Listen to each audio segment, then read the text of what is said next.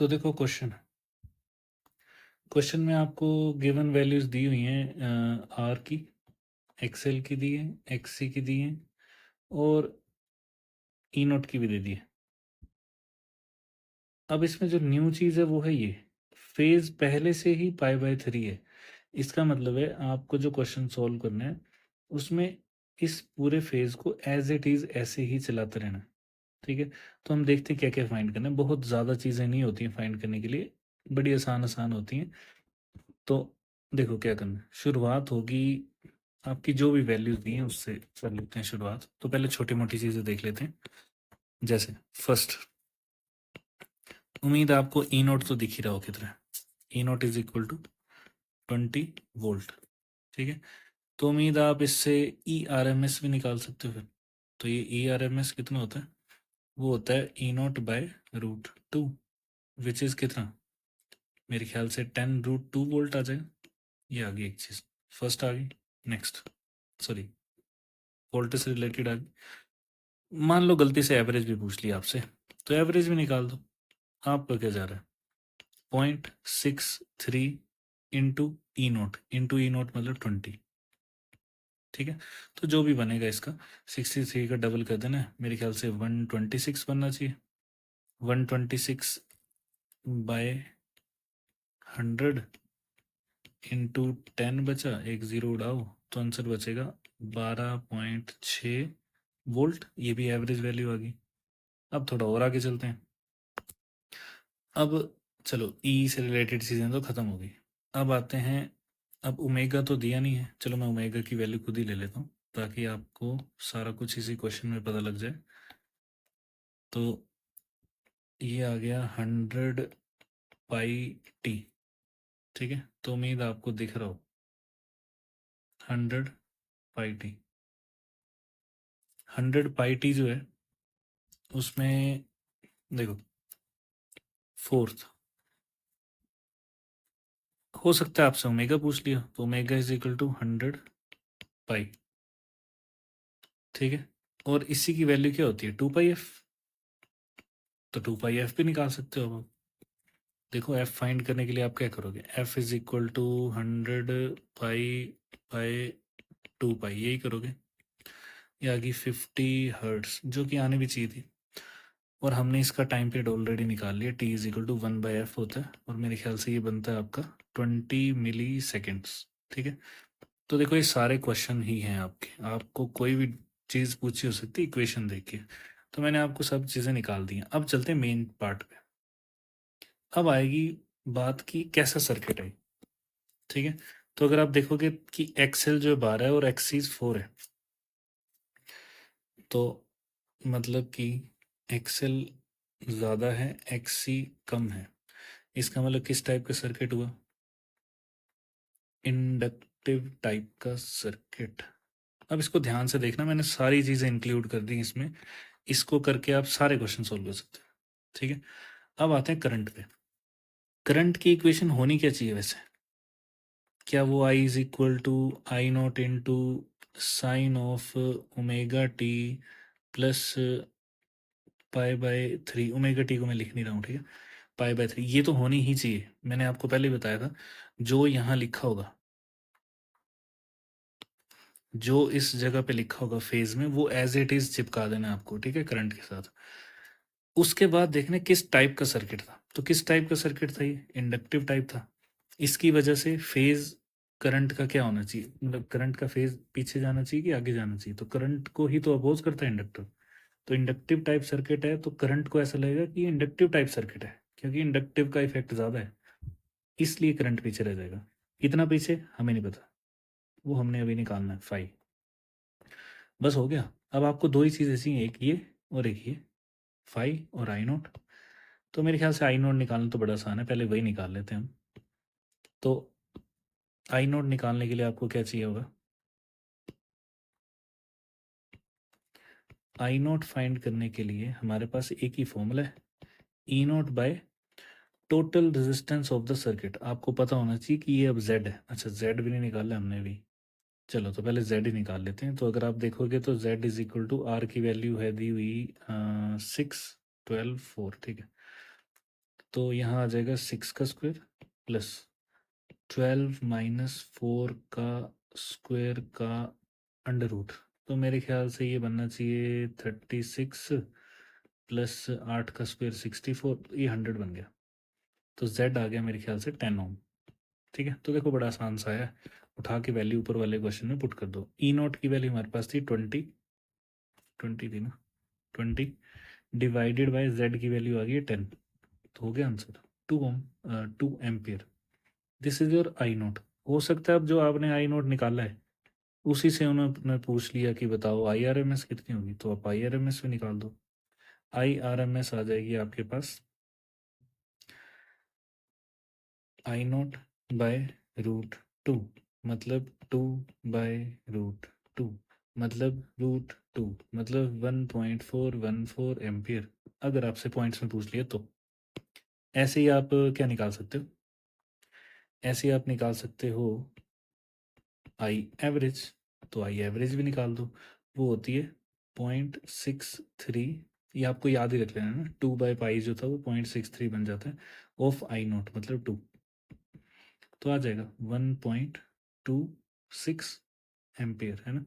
कोई गड़बड़ होगी तो आपने वो चेक कर लेना, मैं आपको बस कंसेप्ट बता रहा हूँ, कैलकुलेशन आपने देखते रहना साथ साथ में, हो सकता है कुछ रह जाए बीच में। तो ये बन गया आपका आई एवरेज। अब देखो आई नोट भी आ गया, अब आप उठा के ये सारी की सारी चीज़ कहाँ रख सकते हो, अपनी इक्वेशन में।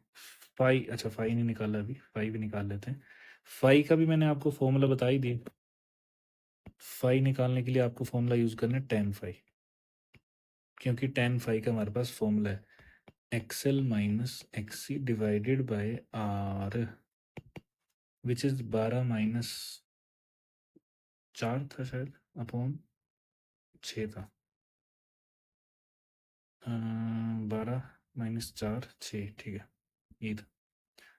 तो देखो कितना आ गया, ये आ गया 8/6 और ये आ गया 4/3। तो मेरे ख्याल से आपको पता होगा कि tan इनवर्स ऑफ 4/3 क्या होगा। वैसे 4/3 यहाँ पे क्या होगा, base upon perpendicular upon base. हाँ, तो परपेंडिकुलर ये आ जाएगा आपका 3 4 5 वाला ट्रायंगल। तो 3 4 5 वाला ट्रायंगल आ गया, तो उसमें से 4 के सामने ही थीटा है, तो इसका मतलब है कि परपेंडिकुलर है ये 4, तो इसका मतलब ये 53 डिग्री आ गया। अब आपके पास सब कुछ आ गया, अब आप कंप्लीट करंट की इक्वेशन लिख सकते हो। तो अब हम लिख देते हैं। तो करंट फाइनली बन गया आपके पास I is equal to, I naught की वैल्यू निकली थी 1, आई नोट की वैल्यू कहाँ गई, 2 एम्पियर है। तो आई नोट की जगह 2, साइन ऑफ ओमेगा टी की जगह 100πt प्लस π/3, ये तो आना ही आना है।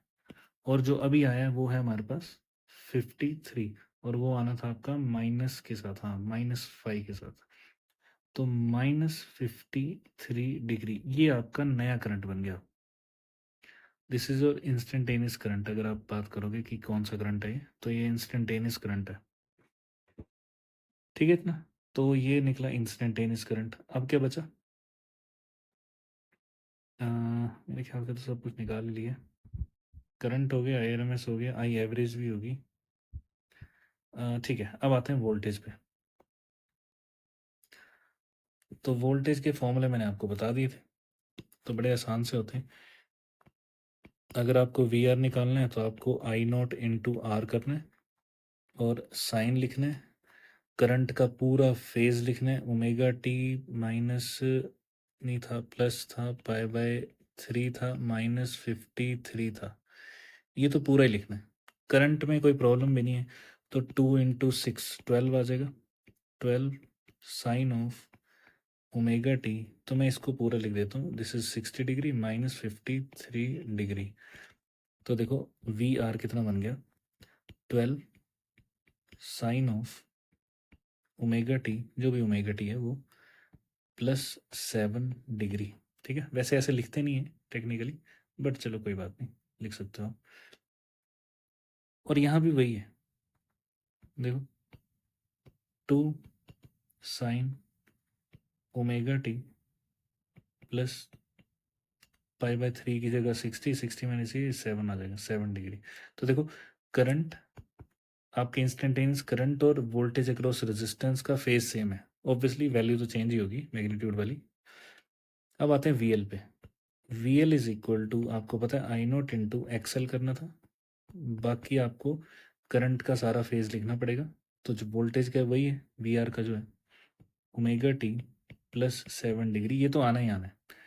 अब आएगा 90 प्लस माइनस जो होता है, ठीक है, क्योंकि अब आप जो करंट फ्लो करवा रहे हो वो सिर्फ इंडक्टर के अक्रॉस वोल्टेज निकालने के लिए कर रहे हो।